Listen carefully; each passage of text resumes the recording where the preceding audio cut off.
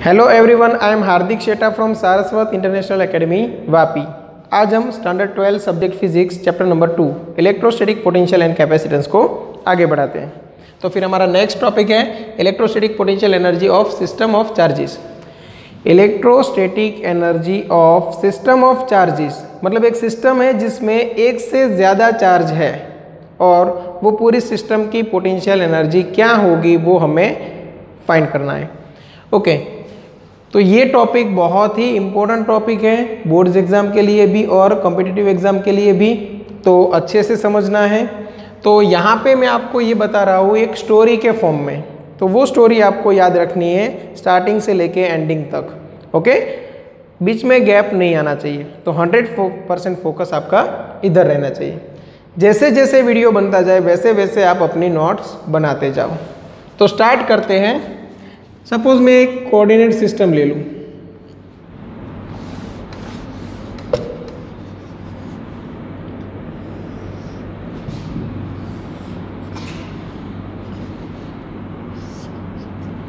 Okay. मान लेते हैं कि ये एक्स एक्सिस है, ये वाई एक्सिस है और ये जेड एक्सिस है और यहाँ पे है ओरिजिन ओ। 3 पॉइंट है, पॉइंट ए, पॉइंट बी और यहाँ पे एक पॉइंट है पॉइंट सी।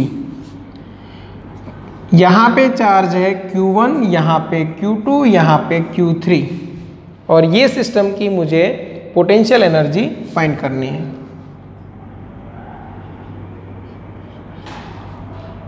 तो ए का मैं पोजीशन वेक्टर दिखा दूँ R1 वेक्टर, बी का पोजीशन वेक्टर में ले लेता हूँ R2 वेक्टर,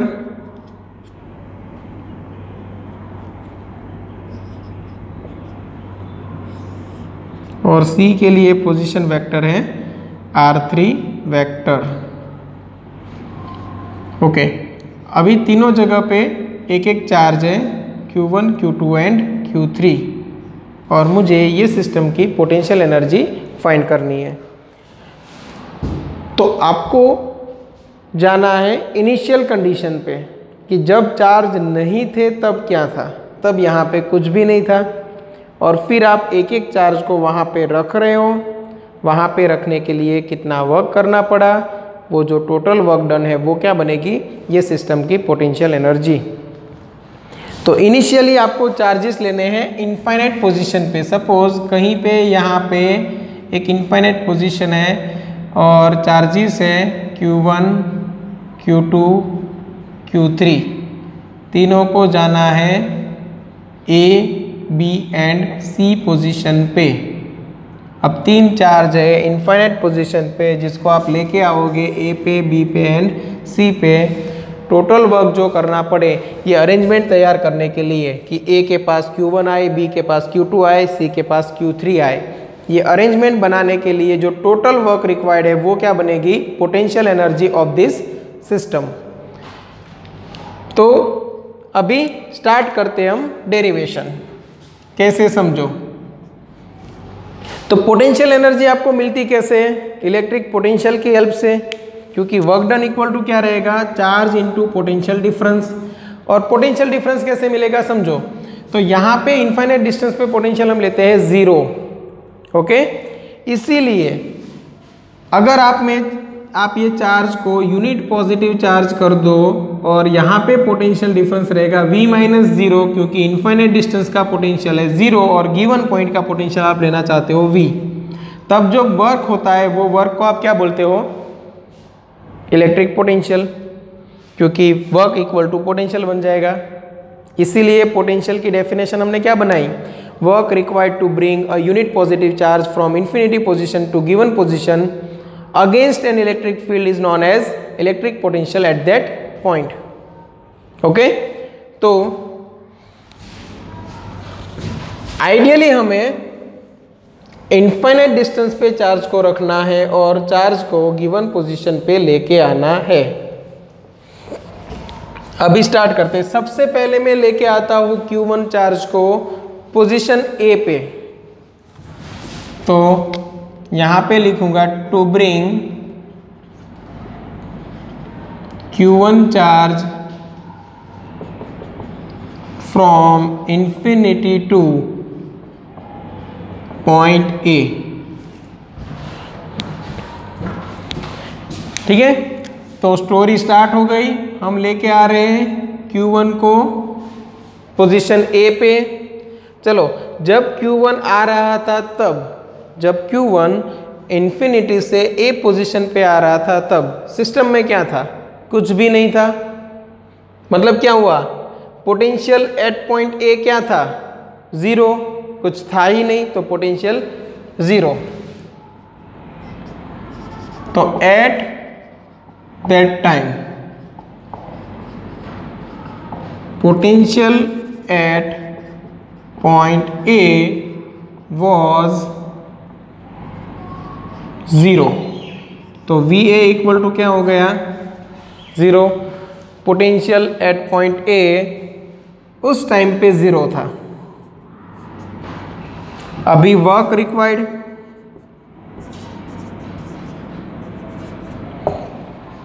Q1 को ए पोजीशन पे लाने के लिए कितना वर्क करना पड़ेगा? उसको मैं नाम दे देता हूँ W1। Q1 के ऊपर वर्क हो रहा है इसलिए Q1 चार्ज, और यहाँ पे पोटेंशियल डिफरेंस में सिर्फ आएगा VA। क्यों ऐसा? क्योंकि हमें लेना है potential difference between this two points. यहाँ का पोटेंशियल हमें पता है जीरो ही है, तो फिर डिफरेंस लेने जाओगे तब आप क्या करोगे? VA माइनस जीरो, तो फिर सिर्फ बचेगा VA। और यहाँ पे तो और इजी, क्योंकि VA खुद भी जीरो है, तो यहाँ पे वर्क डन आएगा जीरो। ये हो गया आपका इक्वेशन 1। ओके, तो स्टार्टिंग में आपको डायग्राम को एक्सप्लेन करना है। स्टार्टिंग में आप क्या करोगे? जैसे ही ये क्वेश्चन आया एग्जाम में, आप सबसे पहले डायग्राम बनाओगे और डायग्राम को यहाँ पे एक्सप्लेन करोगे कि as shown in figure there are 3 positions A, B and C which are having charges Q1, Q2 and Q3 respectively. We want to find total electrostatic potential energy of this system. तो उतना आप लिखने के बाद यहाँ से start कर दो। ओके, तो ये मैंने यहाँ पे लिख के रखा हुआ है, आप स्क्रीनशॉट लेके नोट्स बना सकते हो। इक्वेशन 1 तक हम पहुँचे, मतलब हमने W1 फाइंड कर लिया।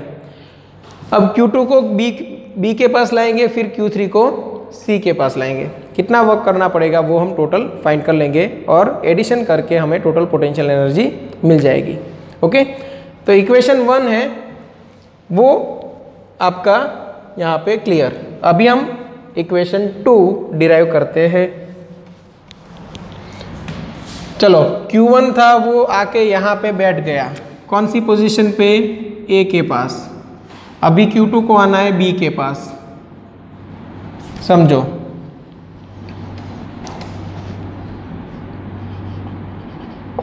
अब Q1 आ चुका है पॉइंट A के पास, B के पास लेके आना है हमें Q2 को। बट अब प्रॉब्लम क्या होगा कि ये Q1 है वो यहाँ पे ओमनी डायरेक्शनल में इलेक्ट्रिक फील्ड जनरेट करेगा। उस हिसाब से यहाँ पे कोई ना कोई इलेक्ट्रोस्टैटिक पोटेंशियल मिलेगा। पहले हमें A पॉइंट पे पोटेंशियल मिला था ज़ीरो, बट अभी B पॉइंट पे पोटेंशियल ज़ीरो नहीं मिलेगा। A की वजह से B पॉइंट के पास अभी पोटेंशियल जनरेट होगा, और पोटेंशियल जनरेट हो रहा है तो Q2 को B के पास लाने के लिए कुछ ना कुछ वर्क करना पड़ेगा। मतलब क्या हो रहा है कि Q1 पहले यहाँ पे आके बैठ गया, फिर वो Q2 को परेशान कर रहा है आने के लिए। ठीक है, तो अभी स्टार्ट करते हैं। To bring charge Q2 from infinity to given point B। चलो B के पास लेके आना है तब। अभी देखो, इलेक्ट्रिक पोटेंशियल एट B, अभी क्या बनेगा समझो। तो VB equal to potential B के पास फाइंड करना है। क्यों? क्योंकि आपको चार्ज लेके आना है Q2 को इनफाइनाइट से पोजीशन B के पास, तब पोटेंशियल डिफरेंस लगेगा between VB and V infinite. और यहाँ पे जो पोटेंशियल है वो कौन जनरेट कर रहा है, Q1। तो पोटेंशियल जनरेट कर रहा है Q1, तो मैं यहाँ पे लिखूंगा KQ1 upon distance between A and B।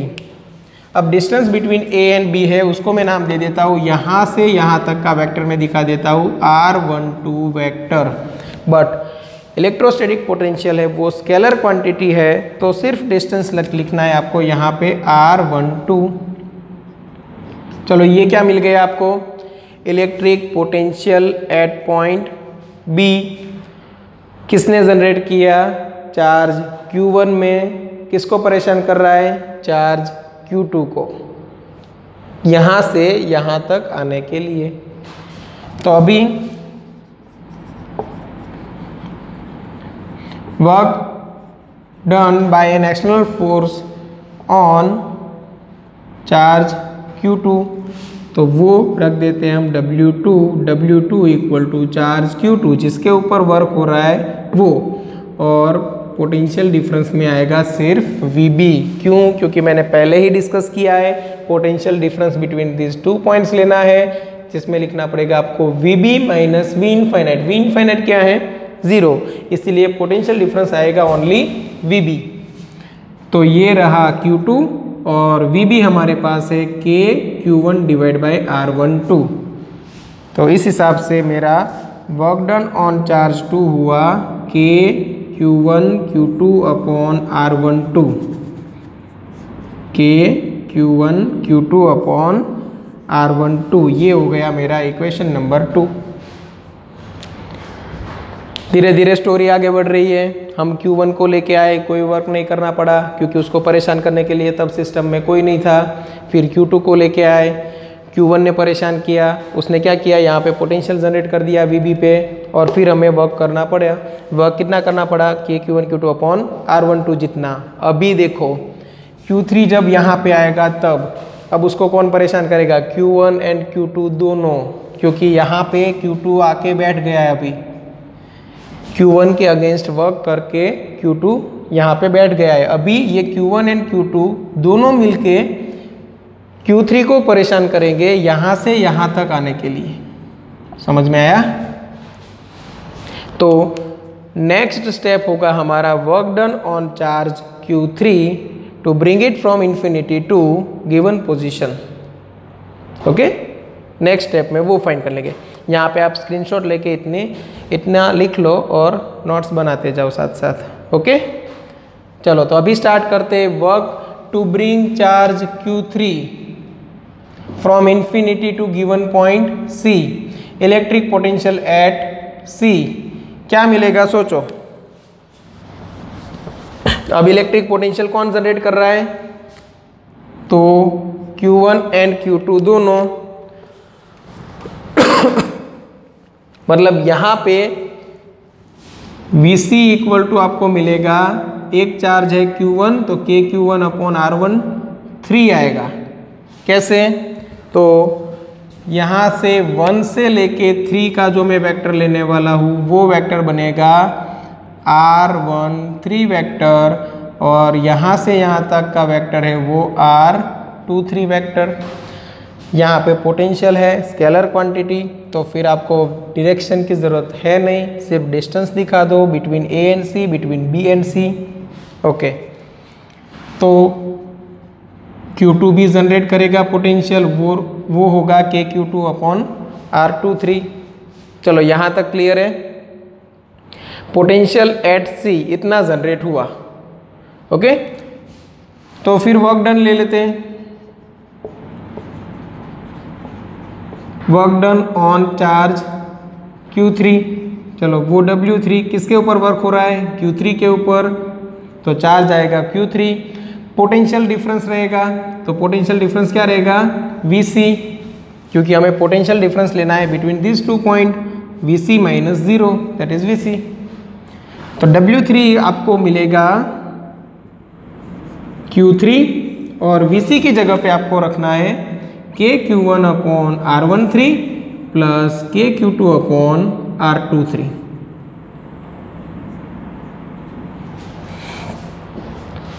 तो total work done on charge Q3 आपको मिल रहा है KQ1 Q3 upon R13 plus KQ2 Q3 upon R23, equation number 3।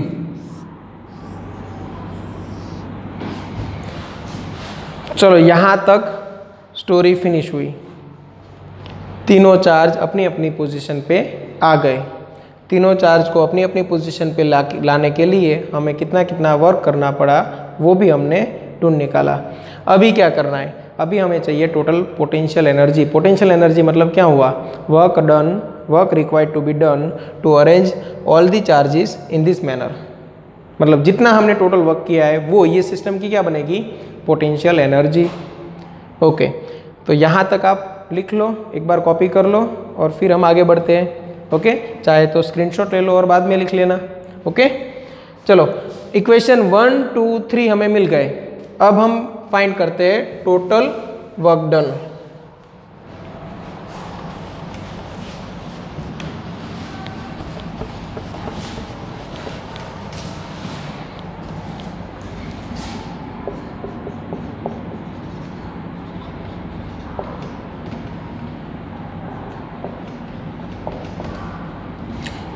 W equal to W1, W2, W3 तीनों का एडिशन।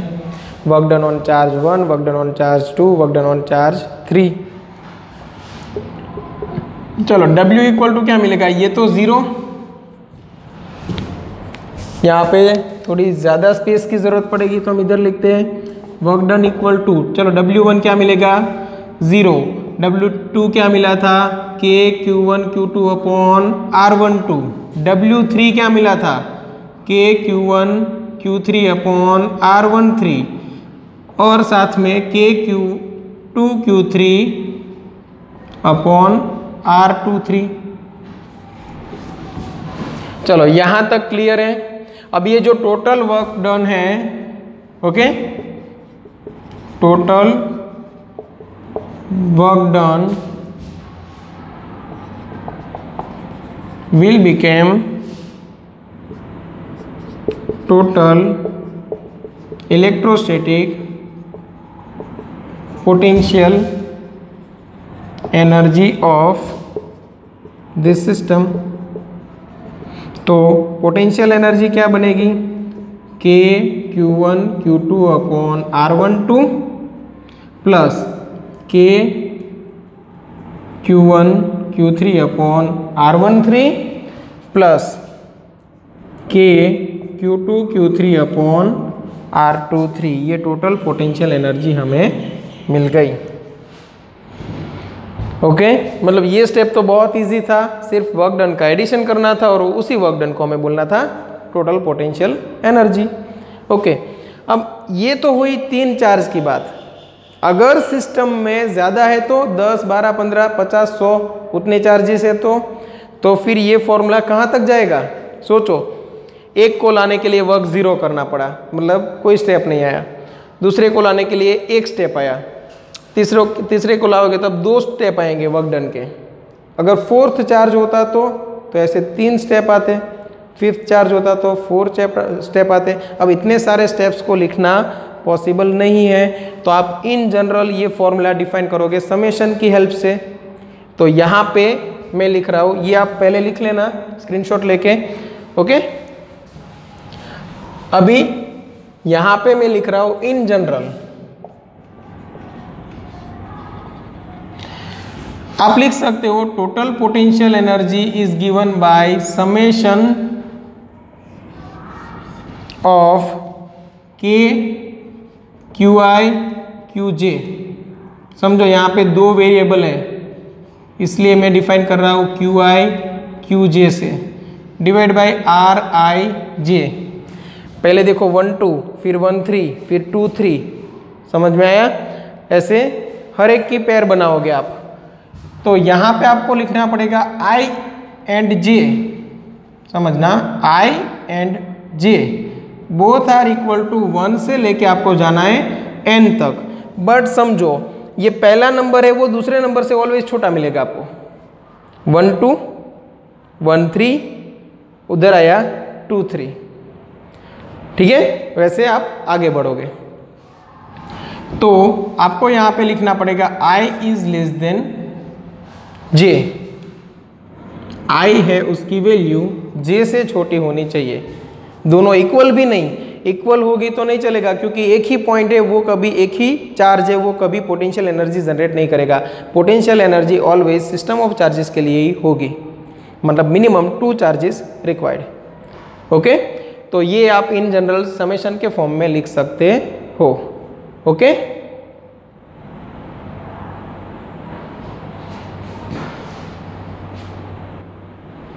ओके, अभी समझते हैं कि 3 से ज़्यादा चार्जेस है तो आपको क्या करना पड़ेगा।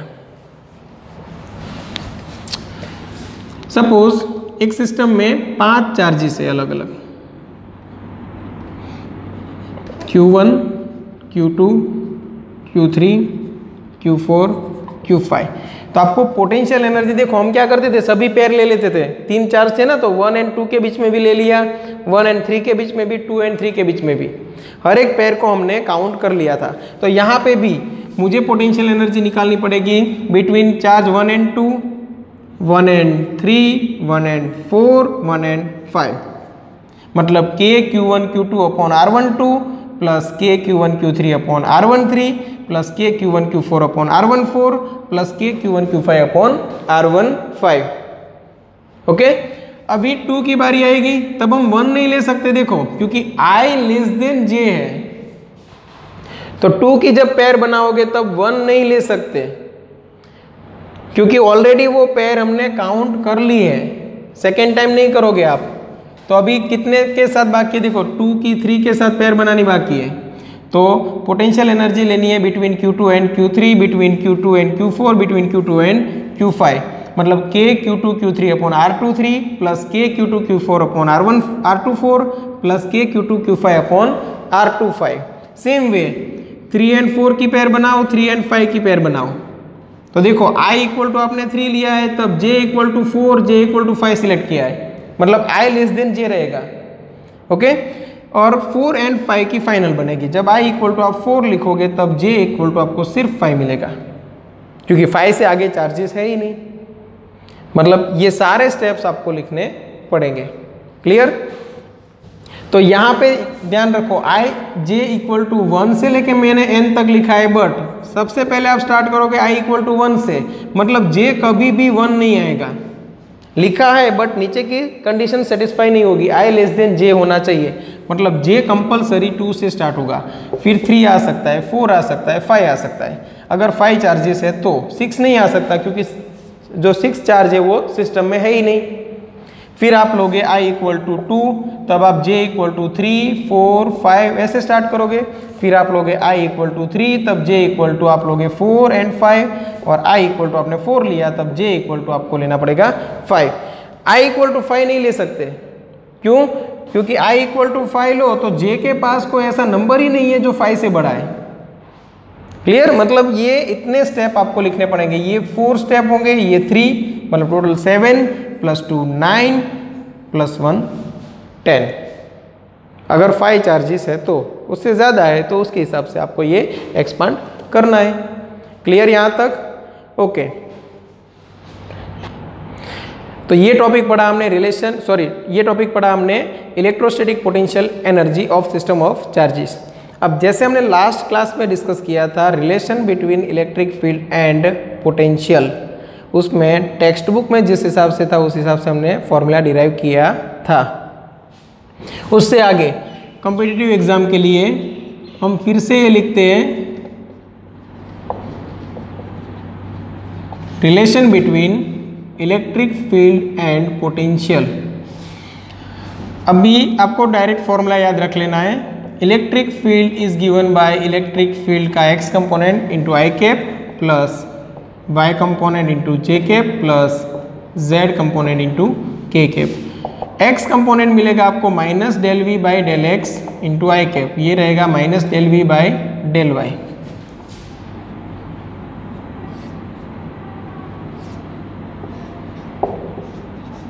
Into J cap minus del V by del Z into के कैप। ये कैसे आया? तो आपको याद होगा कि हमने दो इक्विपोटेंशियल सरफेसेस ली थी ऐसे कुछ, ओके, और दोनों के बीच में डिस्टेंस हमने रखा था डेल एल, और इलेक्ट्रिक फील्ड भी उसी डायरेक्शन में लिया था। मतलब ये जो हमने फॉर्मूला डिराइव किया था E equal to minus del V by del L, वो किसी एक डायरेक्शन के लिए था। अगर इलेक्ट्रिक फील्ड के कंपोनेंट्स तीन अलग अलग डायरेक्शन में है तो फिर आपको ये फॉर्मूला लिखना पड़ेगा, minus del V by del x into I cap minus del V by del Y into J cap minus del V by del Z into के कैप। ओके, तो ये फाइनल फॉर्मूला हो गया इलेक्ट्रिक फील्ड के लिए जो potential के साथ रिलेशन दिखाता है। हो सकता है कि पोटेंशियल है वो एक ही डायरेक्शन में वेरी नहीं हो रहा है, एक्स वाई जेड तीनों कंपोनेंट पे डिपेंडेड है, तो फिर आपको ये फॉर्मूला यूज करना पड़ेगा। अब यहां पे del V by del X क्या है समझना, डिफरेंशिएशन ऑफ वी मतलब potential with respect to x by keeping y z constant। अब y एंड z को क्या रख रहे हो? कांस्टेंट। मतलब v का डिफरेंशिएशन करना है x के रिस्पेक्ट में, बट उस टाइम y एंड z आप क्या लेने वाले हो? Constant. Same way del v by del y करो तब पोटेंशियल का आपको डिफरेंशिएशन करना है विथ रिस्पेक्ट टू y, तब x एंड z आपको कांस्टेंट लेने हैं। Same way del v by del z में पोटेंशियल का आप डिफरेंशिएशन करोगे विथ रिस्पेक्ट टू z, उस टाइम पे x एंड y आप कांस्टेंट रखने वाले हो। क्लियर? अब ये फॉर्मूला का यूज कैसे करें उसके लिए एक छोटा सा एग्जांपल ले लेते हैं।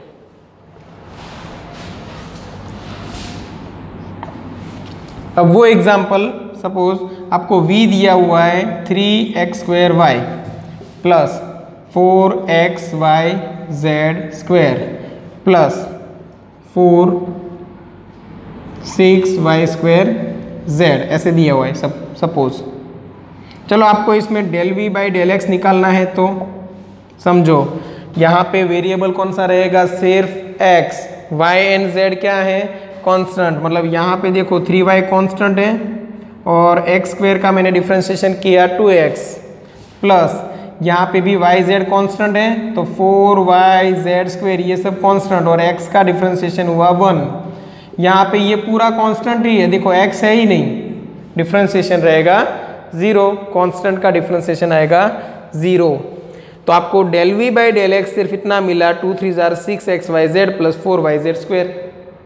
सेम वे अगर मुझे del v by del y करना है तो differentiation with respect to y only, तो x एंड z कांस्टेंट है, मतलब ये कांस्टेंट, यहाँ पे इतना स्टेप कांस्टेंट और यहाँ पे ये कांस्टेंट है, तो क्या होगा 3x square as it is, y का differentiation 1 plus 4xz square as it is, y का differentiation 1 plus 6z as it is, y square का डिफरेंशिएशन 2y। तो ये मिला आपको del v by del y। Del v by del z चाहिए तो with differentiation of v with respect to z by keeping x and y as a constant. तो यहाँ पे ये पूरा कांस्टेंट हो गया, x y कांस्टेंट लेना है, मतलब ये कांस्टेंट है, यहाँ पे y वाला स्टेप कांस्टेंट है, सिर्फ z आपको दिखे तो वो वेरिएबल है। तो यहाँ पे फर्स्ट स्टेप का differentiation with respect to z आएगा 0, क्योंकि x एंड y हमने कांस्टेंट लिए है। यहाँ पे 4xy एज इट इज और z स्क्वायर का 2z आएगा और यहाँ पे 6y square as it is और z का डिफरेंशिएशन आएगा 1। तो पार्शियल डिफरेंशिएशन का आप ऐसे यूज करोगे, पार्शियल डिफरेंशिएशन। ओके, ये सारी वैल्यूज आप यहाँ पे रख सकते हो। सपोज आपको एग्जाम में पूछा find electric field at point 2 1 3, तो आपको पहले क्या करना है? Del v by del X, del v by del Y, del v by del z find करना है, ये इक्वेशन में रख देना है। जहाँ पे x दिखे वहाँ पे 2 रखना है, y दिखे वहाँ पे 1 रखना है और z दिखे वहाँ पे 3 रखना है। तो आपको इलेक्ट्रिक फील्ड है वो वेक्टर फॉर्म में मिल जाएगा। अगर मैग्नीट्यूड पूछे तो इलेक्ट्रिक फील्ड का magnitude is equal to under root EX square plus EY square plus EZ square कर सकते हो। ओके, ये हो गया relation between E and V।